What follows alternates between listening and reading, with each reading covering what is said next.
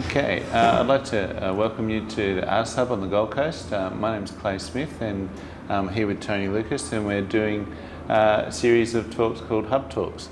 So Tony, I've noticed I've watched your work over the years because we've both been a part of the gallery for a while.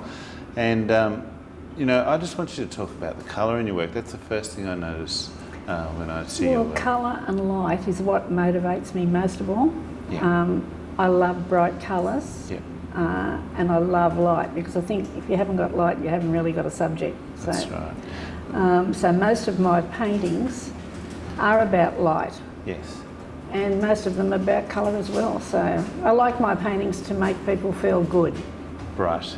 And is this a particular place on the Gold Coast? It is. It's down near Greenmount. Greenmount. Yeah. So walking down the steps, the surf's up, Onto as we the rocks. can see, Yep. on the rocks. Yeah.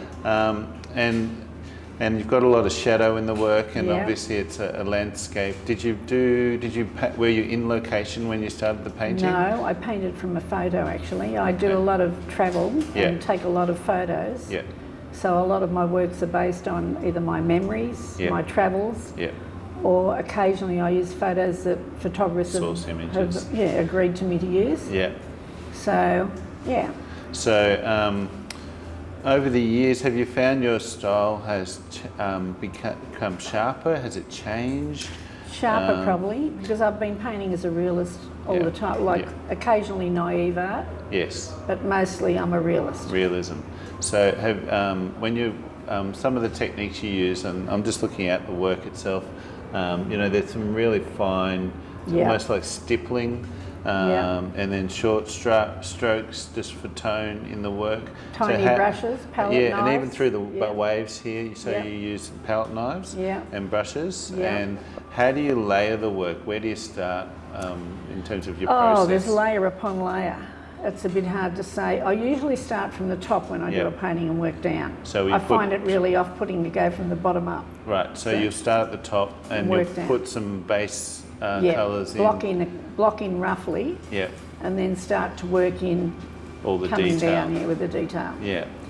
And in terms of size of works, this is a larger work, and you've got a smaller work here. Yeah. As I have arm problems, I use smaller pieces. Right. Do you paint upright on a palette? On an easel, or do you paint? I paint on an easel, and I sit on a chair next to the easel, because I've got bad knees, so I have to be comfortable. Because I like to paint, when I paint flat, so I've found flat works for me, and it's strange. Like I used to start upright, but then I moved to flat. Yeah. And I'm noticing some of the work has some impressionistic aspects. So this one background. in particular, So you've got a very realistic aesthetic, but you've got some impressionistic aspects to your work as well. Yeah, I don't often do impressionistic, but occasionally it warrants it. Okay. Like I don't want the background to be the focal. No, well that's it. That's it's a soft. Yeah, that's right. That's so right. it's got a soft focus to it. And it's all about composition as well. Yeah. So to me, the focal point's the path. Yeah, that's and the right. Rocks, right. That's right. That's the first thing. That's And a then consequential. the trees. Yeah. And then the surf and the colour. When you first started, you were saying the style it's changed over the years. When you first started, where were your origins and who were your influences when you first started? I always drew as a kid. Yeah. Always wanted to be an artist or an archaeologist. Okay, those were the two dreams.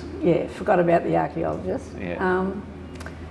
And I think I was about 14 when I decided to do a portrait of Bridget Bardot. Right. That really ages me. Yeah. She was on the cover of the I remember poster. Bridget. I remember Bridget. I'm old enough to remember. So I did a little old watercolour on butcher's paper, which I've still got.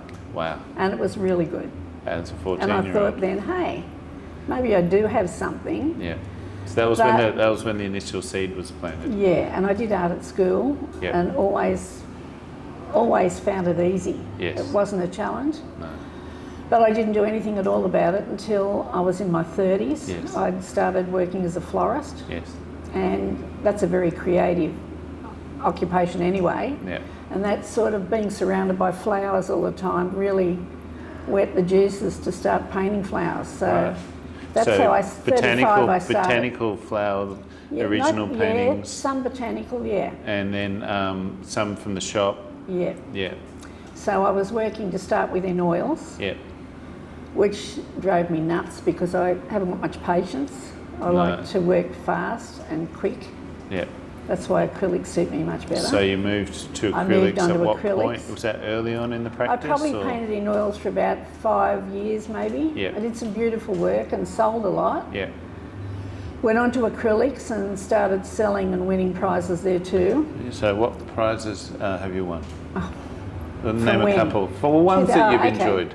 Okay. So when you were like, I really enjoyed winning that prize, what prizes have you been? Robina Rotary Art Show. I got the first prize for a still life. Yep.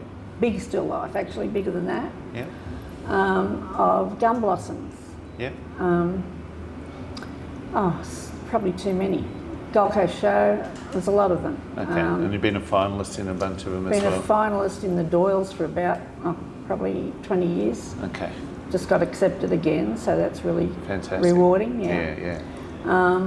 So what encouraged you early on to go into art prizes? What was the decision? Because I was collecting a lot and people were saying to me, these are so good, you should enter them. Right. So I wouldn't have done it on my own back. No, yeah. Because I had a curator in Sydney who had me entering the Solomon earlier on. Oh really? Yeah. So it was a curator. It was like, come on, Clay, go in the Solomon. So you felt like it was a... I was like, okay, I'll drive down.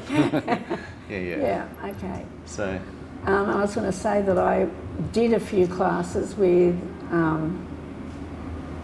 some people. Judy Parkinson was actually my first. She's a Brisbane girl, Sunshine Coast actually. Yeah. In oils, and she probably fostered what talent I had and made me believe in myself a bit. Right. And from there, I went on to just working on my own. Yeah. So she was an early influence. Yeah, and then... and she had her own practice and she was encouraging you. Yeah, she was very talented. She still is. Yeah. I still follow her. She's beautiful work. Yeah. It's funny how like some people can influence you early and to believe in yourself in your practice. Well, this is the thing, because when you're an artist, you're very such a community. Fragile about your ability, so you really need someone to give you confidence and bring it out. That's right. So I'd like to welcome you back, Tony. You was when we were off camera, you were talking to me about how there was a health scare that changed your practice slightly. So what happened there? Well, I found out I had breast cancer. Yep. Stage 4, which is pretty scary. Wow. Yeah. And I thought, God, if I ever get through this, and after surgery, radiation and chemo, I thought, I can't paint again. Everything was just put to one side for about 3 years because I just felt like I had to look after myself. That's right. And then I thought, hang on, I'm going to be around for a bit longer by the looks. I'd really love to learn watercolour. Yeah. So I started having classes with a lady called Diana Cook. Yep. And then Lorraine Rogers. Yep. And I loved watercolour and I started winning prizes again and selling my work. Because I'd gone into a bit of a slump. Yes. So just the change in media almost reinvigorated your practice. It was dead opposite to acrylics and oils. That's right, because watercolour you have to have a bead. That's and then you have to, the way you manipulate the media it's more of a flow media. And with watercolour you work from light to dark with... That's right. You put on darks and bring the light. My mum's a watercolour painter, so that's the media I got taught early on. It's very different. Yeah. It's not scratchy. But it's exciting. That's right. And you never know what you're going to end up with, so it's a real challenge. Small, subtle tonal shifts with watercolour as well, depending on how much is on the brush. And you were saying that we were talking before about there was an art prize in particular that was probably your favourite. Yes. In 2005 I entered an art show up at Beenleigh for Rotary, and one of my paintings, a big landscape painting, won the highly commended, and I thought, oh, well, that was better than nothing. Yes. And then the head of Rotary International and his wife bought the painting, and I thought, wow, that was exciting. That's fantastic, isn't it? So, it sort of went on from there. Yes. And so you've been a part of the gallery here for a number of years, as I have. Well, about 18 months, What things have you enjoyed working here with them? Well, because I've got a retail background as a florist, like 40 years or whatever, I love people contact. Yes. So I really enjoy people looking at the art and seeing their reactions to it. Yes. And you don't get that sitting at home. No, you get a variety of interactions from people. That's exactly right, yeah. And it's good to talk to people and find out what people like. Yes. Because you can't keep painting what you love all the time if no one's liking it. No, that's the one thing we do have here is a large variety of That's works, right. styles, That's right. artists, And that's what I ages. find very stimulating. Yes. So No. Well, thanks for your time today, Tony. you're welcome. Really appreciate it. It's been great to be associated here. Yeah. Thank you. Okay, thank you.